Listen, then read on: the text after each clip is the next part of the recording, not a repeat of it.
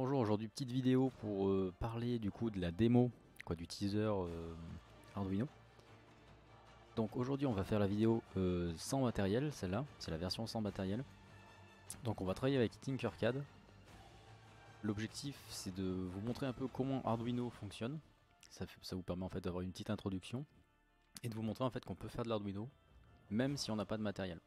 On peut commencer en fait à s'entraîner à faire des choses, apprendre un peu la syntaxe et apprendre la logique en fait, comment contrôler une LED, comment contrôler comme ici un servomoteur et récupérer une information avec un petit capteur ultrason. Donc là, ce qui est bien sur Tinkercad, c'est déjà c'est gratuit. Vous pouvez du coup créer vos schémas. Donc là ce que je vais faire, moi je vais pas vous donner le schéma tout fait, je vais vous le laisser le faire parce que si vous regardez, il est très simple à faire. Ici, vous pouvez venir récupérer tout ce que vous voulez comme composant. Donc là moi je l'ai fait avec une Arduino Uno, mais vous pouvez faire un peu avec ce que vous voulez. Ce qui est bien c'est que vous avez pas mal de choses que j'ai pas utilisé là dans cette vidéo là. Donc vous pourrez après, une fois que vous maîtrisez cet exemple là, vous êtes libre en fait de venir le modifier, ajouter pourquoi pas, je sais pas moi, là il y a une photorésistance, des LED, il y a un autre type de moteur, il y a pas mal de choses que vous pouvez rajouter, un interrupteur, bouton poussoir, etc. Il y a pas mal de choses que vous pouvez venir ajouter pour complexifier un peu le schéma. Donc là on va regarder ensemble comment j'ai codé ça. Donc là il y a pas mal de choses que j'ai rien inventé. Pour contrôler le servomoteur, on commence par utiliser du coup servo.h. Donc ça c'est une librairie. Donc si vous connaissez pas ce que c'est un .h, en fait c'est quoi? C'est un fichier, un header on appelle ça. C'est en fait une librairie qui va vous permettre d'avoir des fonctions en fait codées par d'autres. Et en l'occurrence ici on va pouvoir grâce à ça créer un objet cerveau. Dans cet objet là en fait on va avoir des fonctions qu'on va voir plus tard, un peu plus bas, qui vont nous permettre de faire tourner notre moteur. Donc ensuite qu'est-ce qu'on a ici? On a deux define. Donc en fait quand on utilise ce mot clé ici en Arduino define, en fait on le préfixe avec un dièse, donc dièse define, echo donc pin 10 et trigger pin 11. Donc ces deux là ça va être pour le capteur ultrason. Quand on utilise le define, c'est pourquoi? C'est pour utiliser ce qu'on appelle des constantes. En fait c'est des choses qui ne vont jamais changer dans notre programme. Et ça nous permet en fait, au lieu d'utiliser à des endroits dans notre programme 10 et 11, on va utiliser ça comme une variable. Et du coup ça nous permettra en fait d'avoir un peu plus de lisibilité dans notre code. Donc c'est pratique. Là on crée une variable ici globale, parce qu'en fait elle sera utilisable du coup de partout dans le code. Donc là c'est uniquement pour avoir les centimètres. Donc là c'est pareil, c'est encore pour le capteur ultrason. On va voir un peu comment c'est géré juste en dessous. Donc juste en dessous on a une petite fonction qui nous retourne justement un entier. Donc il va en fait nous retourner ceci. Donc get distance c'est pour du coup là quoi, get dist c'est pour get distance, récupérer la distance. On commence dans cette fonction là par mettre notre trigger pin. Ce morceau là moi je l'ai pas, c'est pas moi qui l'ai codé, celui-là je l'ai trouvé en exemple avec le capteur ultrason. Je l'ai pas modifié parce qu'il me donne des résultats totalement satisfaisants, donc je le change pas. Donc on commence ici comme on a vu tout à l'heure par utiliser le trigger pin qu'on met en sortie. Ensuite on va mettre le trigger pin à low, on va attendre 2 microsecondes. Ensuite on va faire quoi? On va faire l'inverse, on va le mettre à haut. Et cette fois on va attendre 10 microsecondes. Qu'est-ce que ça va nous permettre de faire? En fait ça va nous permettre d'envoyer une salve en fait d'ultrason pendant 10 millisecondes. Ensuite on remet le trigger pin à low. Cette fois on va mettre en fait le echo pin en input. L'objectif c'est de récupérer l'écho et de voir en fait combien de temps ça a mis pour récupérer justement cet écho là. Et là en fait il y a une petite, on fait une petite multiplication ici pour justement avoir la valeur en centimètres. En fait la fonction ici echo pulse, elle nous donne la réponse en microsecondes. Le temps de l'écho en fait, l'aller-retour. Donc une fois qu'on a ça, on a notre getDist. Nous maintenant on va l'utiliser plus bas. Donc là moi j'ai créé une petite fonction qu'on va voir tout en bas, le servo run. Donc je vais vous expliquer ça juste après. Donc dans notre setup, qu'est-ce qu'on commence à faire? Justement pour le cerveau, on va dire que notre cerveau il est, regardez au début on a créé notre objet. Donc notre objet cerveau il s'appelle cerveau avec un S minuscule. Le S majuscule c'est vraiment l'objet qui nous vient du cerveau.h. Faut bien faire la différence. En général, en programmation, on aime mettre une majuscule aux objets pour bien savoir que ça c'est l'objet et ça c'est notre variable.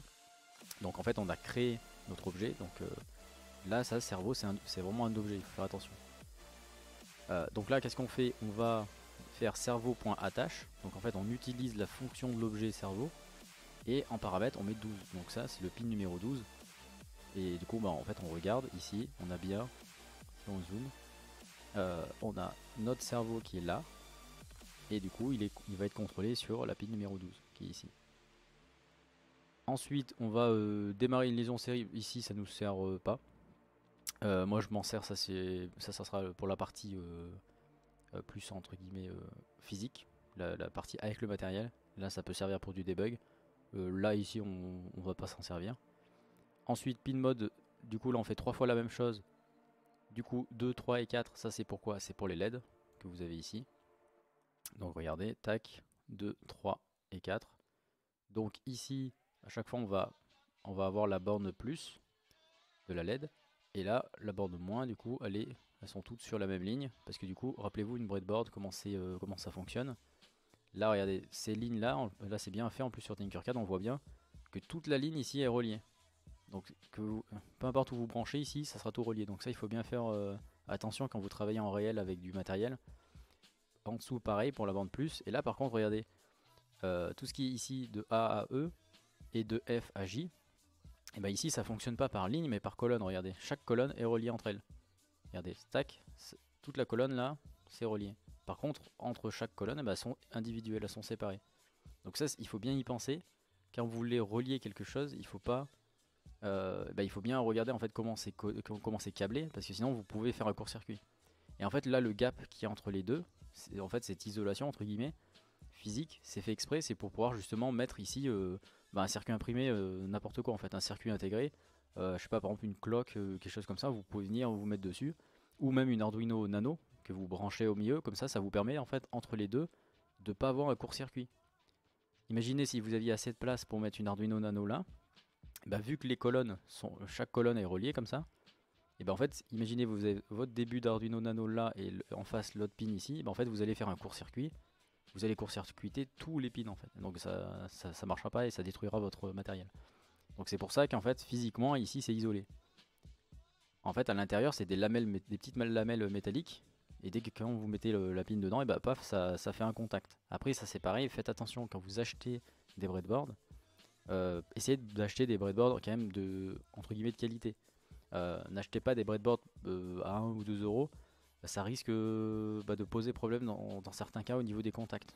Donc regardez les avis avant d'acheter.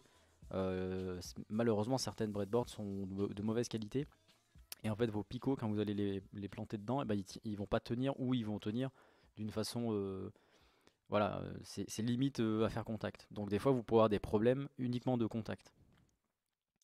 Donc voilà pour ça. Donc on a vu tout le setup. Donc ce que je vous ai pas dit au niveau du setup, c'est la première fonction qui est exécutée quand vous lancez quand le programme se lance en fait. Donc ça se fait une seule fois. Donc là ça va initialiser les paramètres de notre cerveau, notre com, là on va pas s'en servir, et notre petite LED. Une fois qu'on a ça, là on va entrer dans la loupe. Elle, comme son nom l'indique, c'est une boucle qui se répète plusieurs fois, donc de façon à infinie. Tant qu'il n'y a pas de problème dans votre au niveau hardware, au niveau code, s'il n'y a pas de problème, ça s'exécute à l'infini. Si vous appuyez sur le reset, ça va redémarrer la carte et du coup ça va refaire le setup et re-rentrer dans le loop. Donc ça c'est un petit truc à savoir. Donc là qu'est-ce qu'on fait? On commence par récupérer du coup notre distance, et ensuite on a une série de if ici. Donc les 3 premiers ici, c'est quoi? C'est pour tester la distance par rapport en fait au capteur, donc la valeur du capteur. Donc en limite on va faire ça en même temps, on va le démarrer la simulation. Donc vous cliquez ici pour démarrer la simu. Ici vous avez un capteur qui est quand même assez costaud, parce que là dans la simulation on peut travailler en centimètres, mais là regardez 300 cm, donc c'est vraiment énorme. Personnellement ce que j'ai c'est plus entre 2 et 10, allez jusqu'à 20 cm potentiellement. Il reste assez précis, mais après au-delà c'est un peu compliqué pour avoir autant de précision. Donc là ce que vous pouvez faire, en fait vous déplacez le petit curseur ici et vous avez la distance ici en centimètres. Donc là, dans mon code, regardez là, donc le premier if, donc c'est si la distance est inférieure à 20, je vais en fait ici faire un digital write. En fait, ça veut dire quoi? Ça veut dire une écriture entre guillemets digitale sur ce pin là, donc sur le pin numéro 2, donc cette LED là, et on va le mettre à haut, alors à l'état haut. Donc on va envoyer un courant, une tension sur ce pin là, regardez. Donc là, on est à 21, rien ne se passe, on descend en dessous de 20, paf, on est à 19, on allume du coup cette LED là. Si on continue, on va arriver dans l'autre if, si distance est inférieure à 15, on va faire la même chose, toujours un digital write, et cette fois sur le pin 3, on le met à l'état haut, et on descend encore. Donc si on descend en dessous de tic tic tic 10, on va en fait allumer les 3 LED.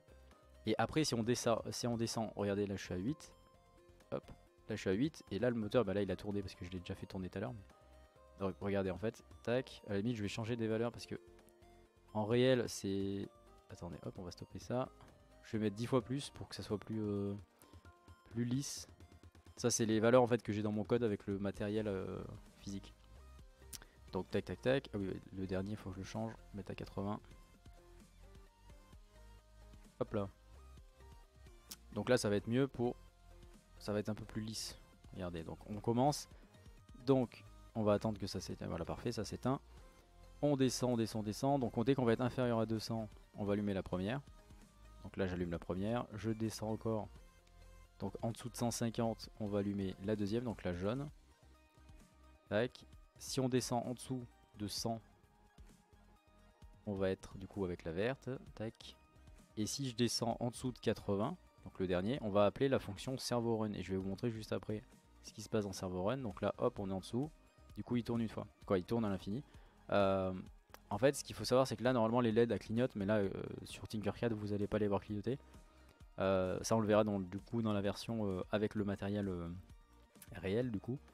Tac. Et ensuite, à la fin, bah, qu'est-ce que je fais? Je patiente pendant 100 millisecondes. Et je mets les pins du coup à l'eau pour pouvoir les reset et recommencer potentiellement si je veux recommencer. Donc on va revoir du coup ici la fonction run. En fait si on dépasse si on est en dessous de 80, du coup on appelle la fonction run qui est juste ici. Et là qu'est-ce qui se passe en fait? Ça va juste faire une boucle for et ça va faire un servo write. Et en fait qu'est-ce qui se passe? Ça va juste lui demander de tourner. Et là du coup il va faire ça 120 fois avec un petit délai de 15 millisecondes. Et du coup à chaque fois on va refaire ça plusieurs fois. Donc voilà pour ça, je crois que je vous ai tout dit.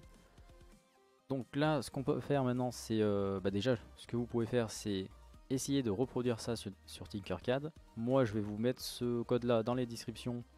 Je vais vous mettre un petit pass-bin comme ça vous allez pouvoir le copier-coller si vous voulez et l'éditer. Et ensuite on se retrouvera pour la prochaine vidéo avec la même version mais en version matérielle, avec le matériel. A bientôt.